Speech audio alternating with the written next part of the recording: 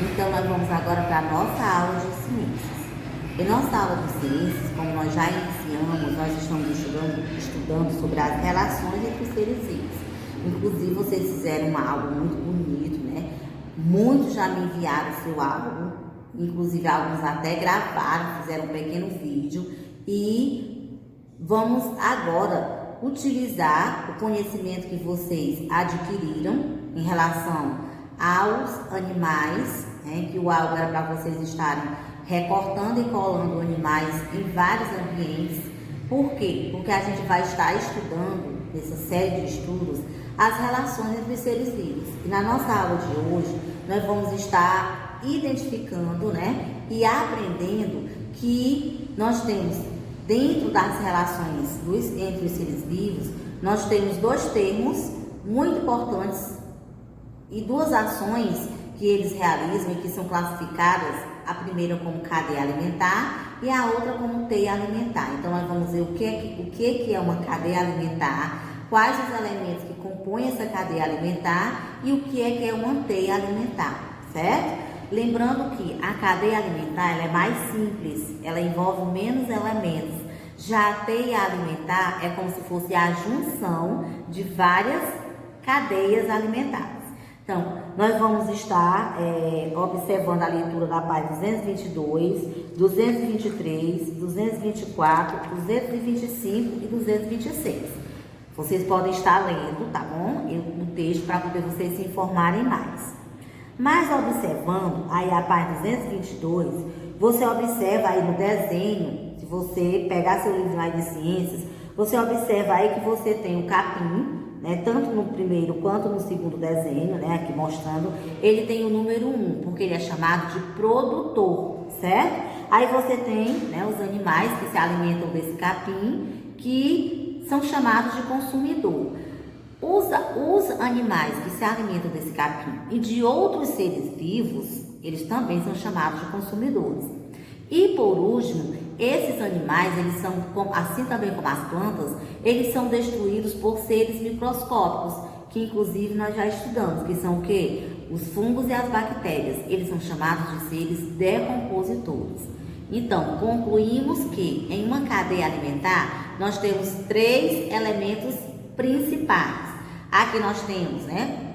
É como se fosse crescente, do menor para o maior. Você tem aqui as plantas, que são chamadas de produtoras na cadeia alimentar. Aqui você tem os animais, que se alimentam de plantas ou de outros animais, que são chamados de consumidores. E por último aqui, essas plantas e esses animais, eles podem ser destruídos por seres microscópicos, fungos e bactérias, que são chamados de seres decompositores. Então, na cadeia alimentar, nós temos produtor, consumidor e decompositor, tá certo? Em uma cadeia alimentar, nós temos esses três elementos: produtor, consumidor e decompositor. Observando aí a imagem do livro de vocês, da página 222, ele diz que as plantas são produtoras. Por que elas são produtoras? Porque elas próprias fabricam o seu alimento, como nós já vimos, através da fotossíntese. Então, todas as plantas, elas são o quê? Produtoras na cadeia alimentar. Aí vem o quê? Vem um animal que se alimenta diretamente da planta. Então, ele é chamado de consumidor, certo? No caso aí, nós temos o pré-A, né? O pré-A, ele vem e se alimenta diretamente da planta. Ele é um animal herbívoro, porque ele se alimenta só de plantas, né? Então, ele é um consumidor primário. Mas aí vem alguém que se alimentou do pré-A, né? No caso aí, ele mostra aí a suçuarana. Ela é um animal carnívoro, ela só se alimenta de quê? De carnes.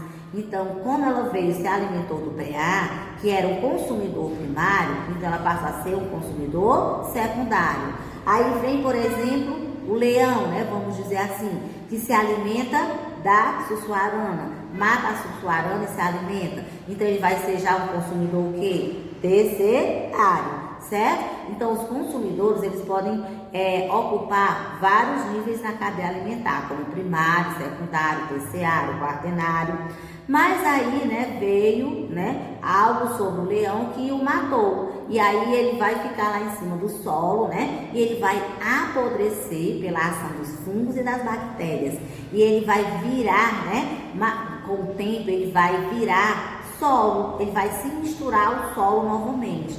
Aí, quem foi que fez isso? Os decompositores, certo? Então, isso aí é o que nós chamamos de cadeia alimentar. É esse elo, né? É essas ações que acontecem com os seres que compõem a cadeia alimentar, que são os produtores, os consumidores e os decompositores. Aí vem o que? Vem a teia alimentar. A teia alimentar é o envolvimento de várias cadeias alimentares. Como você vê aqui no desenho da página 226, você está vendo aqui, né? Várias cadeias alimentares. Então, a junção dessas cadeias alimentares é o que origina uma teia alimentar, certo? Aí você vai agora estar fazendo a atividade da página 227, onde você vai estar fazendo a primeira questão, letra A e letra B. Lembrando que as cadeias alimentares e as teias alimentares, elas não só acontecem no ambiente terrestre, elas podem também acontecer no ambiente aquático, como mostra o desenho de vocês aí da página 227, né? E nas regiões aquáticas nós temos a presença dos fitoplânctons.